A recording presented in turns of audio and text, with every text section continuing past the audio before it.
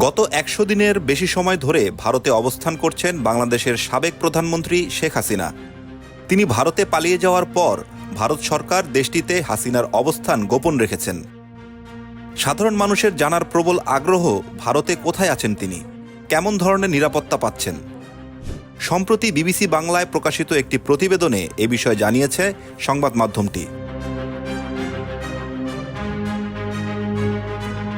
BBC বাংলার প্রতিবেদনে বলা হয়, ভারতের স্বরাষ্ট্র মন্ত্রণালয়ের এক শীর্ষ কর্মকর্তাকে শেখ হাসিনার নিরাপত্তা বিষয়ে জানতে চাওয়া হলে তিনি বলেন, bare minimum plain clothes no paraphernalia, যার অর্থ হল যেটুকু না হলেই নয়, শেখ হাসিনাকে ঠিক ততটুকুই নিরাপত্তা দেওয়া হয়েছে।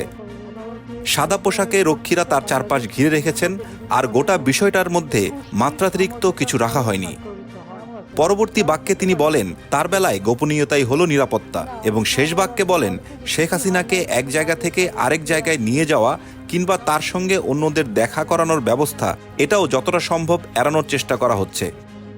বিবিসি বাংলার দাবি, শেখ হাসিনার মুভমেন্টস বা ভিজিটস যে পুরোপুরি বন্ধ নয়, তার কথায় সে ইঙ্গিত ছিল।